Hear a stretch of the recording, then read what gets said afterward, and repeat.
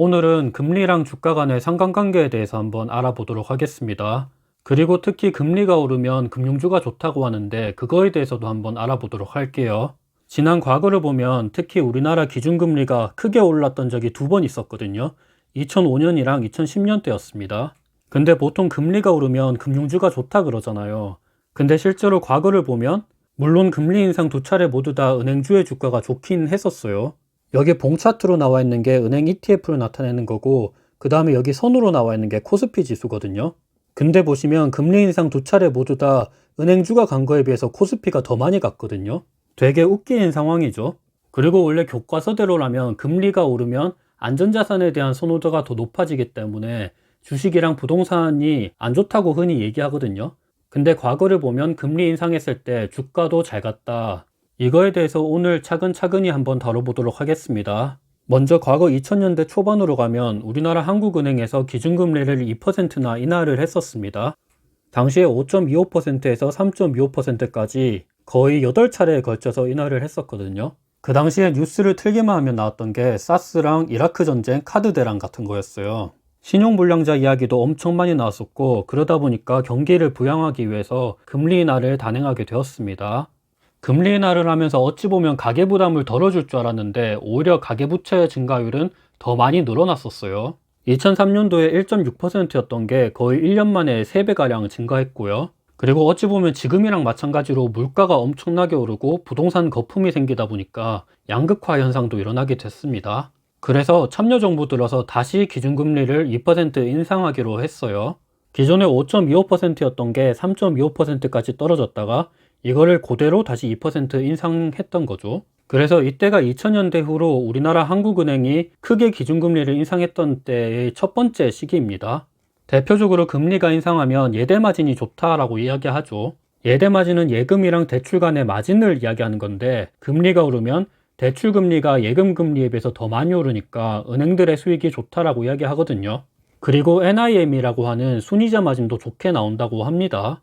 그렇다면 과거 실제로 금리가 인상을 했을 때 이 예대 마진이랑 NIM이 어떻게 변했는지를 한번 살펴보면, 과거 2005년부터 2008년까지 금리를 2%가량 올렸는데 이 예대 금리도 계속해서 떨어졌어요. 그리고 금융기관의 수익성 지표인 NIM도 계속해서 떨어졌습니다. 사실 이거와 관련돼서는 금융주들이 대표적인 규제 산업에 들어가죠. 그러다 보니까 금리가 아무리 올라도 금융당국에서 대출을 해주지 마라 그럴 때도 있고, 예대마진을 높이려고 해도 대출금리가 예금금리에 비해서 너무 높으면 사람들이 비판하기 때문에 함부로 이 예대마진을 올리지 못합니다. 그래서 실제로는 이 NIM이 계속 떨어졌다는 것을 볼 수 있고, 근데 이상하게 이 NIM 하락에도 당시 신한지주 주가는 200%나 상승을 했습니다. 은행들의 순이자 마진이 떨어지긴 했지만 사실 이거와 관련돼서는 외환위기 이후에 은행이랑 카드사 같은 거를 대규모 통합을 했었어요. 그러니까 순이자 마진이 줄어들어도 P가 줄어들어도 Q가 증가하기 때문에 은행들의 실적이 개선이 되었었습니다. 그런데 사실 당시는 코스피 지수 전체도 200%나 상승을 했던 시기입니다. 그리고 신한지주가 200% 상승한 거에 비해서 포스코는 거의 400%, 삼성중공업은 1200%나 상승을 했어요. 은행 전체로 봤을 때는 은행주들의 주가보다 코스피가 더 아웃퍼폼 했었습니다. 그래서 여기서 내릴 수 있는 첫 번째 결론은 1차 금리 인상 시기에 코스피도 올랐다. 근데 금리 인상하면 보통 금융주가 좋다라고 이야기하는데 오히려 이 금융주들의 주가 상승보다 코스피 지수 전체의 주가가 더 좋게 나타났다라고 볼 수 있죠. 그리고 두 번째 금리 인상 시기는 2010년도랑 2011년도에 있었어요. 당시는 거의 5번에 걸쳐서 금리를 1.25%를 상승했습니다. 이때는 글로벌 금융위기 이후에 출구 전략으로 금리를 올렸었죠.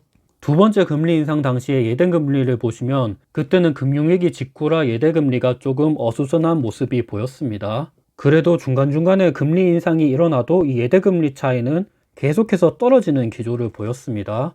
그리고 순이자 마진을 보더라도 금리 인상에도 떨어지는 모습을 보였죠. 그래도 다행히도 신한지주의 주가가 13% 정도 상승을 하기는 했습니다. 앞선 기준금리 인상 때랑 비슷하다라고 생각을 하시면 되는데, 예대금리가 줄어들어도 대출 상품을 더 많이 팔면 수익은 개선이 될 수 있죠. 그래서 어찌됐든 간에 신한지주의 주가도 나쁘진 않긴 했는데, 근데 이 두 번째 금리 인상 당시에도 금융주보다는 코스피 지수가 훨씬 더 많이 올랐어요. 신한지주가 13% 정도 상승한 거에 반해서 코스피는 35%나 상승을 했습니다. 더군다나 당시 대세였던 차화정 중에 하나인 현대차는 거의 130%나 상승을 했고, 그리고 롯데케미칼은 거의 600%나 상승을 했습니다. 그리고 정유주인 S오일은 300%나 상승을 했어요. 보통 금리 인상의 수혜주라고 얘기하는 금융주가 코스피에 비해서 부진을 했고, 오히려 이 코스피보다 훨씬 더 아웃퍼폼한 섹터는 기계장비 쪽이었습니다. 그래서 지금까지 봤던 거를 한번 요약해서 보면 금리 인상 두 차례 모두 다 은행주는 코스피 상승 대비해서 저조했습니다. 코스피가 각각 이렇게 올랐던 거에 비해서 금융주는 오히려 많이 못 올랐죠. 그리고 두 번째로는 이 금리 인상 당시에 글로벌 경제 흐름을 잘 맞춘 기업이 훨씬 더 잘 갔던 상황을 볼 수 있습니다. 첫 번째 금리 인상 당시에는 삼성중공업과 같은 인프라 관련주였고, 두 번째 금리 인상 같은 경우는 롯데케미칼과 같은 차화정주였죠. 그리고 세 번째로 눈여겨볼 수 있는 거는 금리 인상 당시에도 코스피는 오히려 올라갔던 모습을 볼 수 있죠. 보통 금리 인상한다 그러면 위험 자산에 대한 선호도가 떨어지기 때문에 주식시장을 피하라 라는 이야기가 있거든요. 그리고 최근 들어 언론에서도 2022년은 테이퍼링이랑 금리 인상이 있기 때문에 주가는 지지부진할 것이다 라는 이야기가 많이 돌고 있어요. 근데 지난 과거를 봤을 때는 금리 인상에 오히려 주가는 올랐던 모습을 볼 수 있었습니다. 그러니까 여기서 우리가 주목할 수 있는 거는 금리 인상 그 자체는 주가를 떨어뜨리게 하는 요소는 아니다 라는 것을 볼 수 있고, 이 외적으로 경제 지표 같은 게 좋게 나오면 충분히 주가는 더 많이 오를 수 있다라는 것을 볼 수 있죠. 그러면 과거 금리 인상 시기에 어떻게 해서 주가가 그렇게 잘 갔는지를 한번 살펴보면 2005년도 때는 중국발 경제 성장이랑 겹쳤었습니다. 당시 중국 GDP 성장률이 거의 15%에 육박을 했었어요. 중국이 2000년 초반에 WTO를 가입하고 난 다음부터 경제 성장을 엄청나게 빨리 했거든요.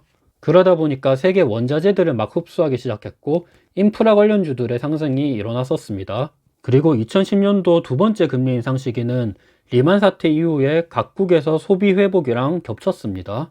글로벌 경제 위기 이후에 돈을 엄청나게 많이 풀고, 그래서 떨어졌던 유가 같은 경우도 급격하게 다시 회복을 하고, 사람들의 소비도 다시 엄청 빠르게 회복했었거든요. 그래서 각 경제 지표 같은 경우도 꽤 잘 나오고 소비 관련주들의 상승이 많이 일어났습니다. 대표적으로 당시에는 차화정이 많이 잘 갔죠. 그렇다면 과거 두 번에 빗대어서 이번 금리 인상을 한번 생각을 해보면 이미 한국은행은 기준금리를 두 차례나 인상을 했죠. 그리고 내년에 두 번 더 인상을 할 것이라고 예상이 되고 있어요. 그래서 0.5%였던 기준금리가 코로나 이전인 1.5% 정도까지 인상이 될 것이라고 전망이 되고 있어요. 그렇다면 이번 기준금리 인상에도 주가가 잘 가기 위해서는 과거처럼 경기지표가 잘 나와야 된다라는 이야기죠. 특히 과거처럼 잘 나오기 위해서는 소비가 잘 나와야 되겠죠. 소비지표랑 GDP 성장률 같은 것을 우리가 눈여겨봐야 됩니다.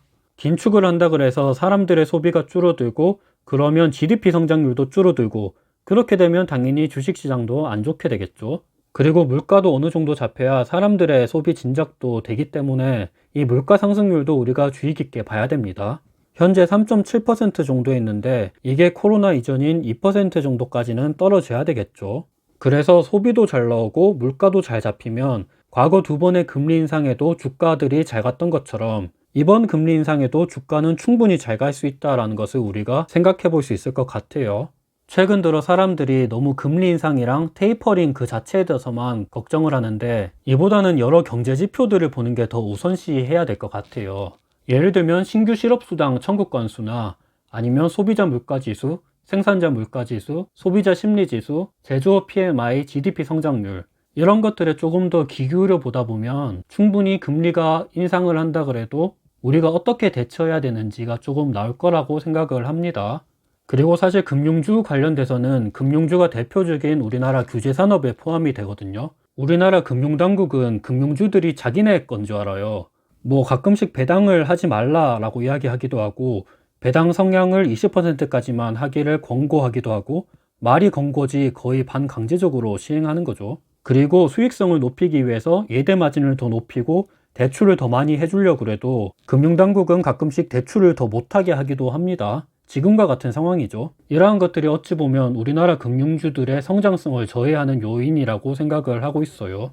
그래서 금융주들이 무조건 금리 인상 수혜주라고 보는 것은 조금 어렵다라고 생각을 하고 있고, 그리고 과거 두 번의 금리 인상에도 금융주들의 성적이 오히려 코스피 전체 성적보다 안 좋았던 것을 생각을 하면 무조건 금융주가 정답이라고 얘기는 할 수 없을 것 같습니다. 그렇다면 금리 인상 때 금융주 말고 어떤 주식을 우리가 사야 되냐라고 보시면 과거 2005년도 때는 중국발 성장이 일어나다 보니까 포스코랑 아니면 해운, 선박주와 같은 인프라 관련된 주식들이 많이 상승을 했었고 2010년도 때는 유가 상승이 되다 보니까 그리고 소비 회복이 이루어지고 차화정이 엄청 잘 갔었죠.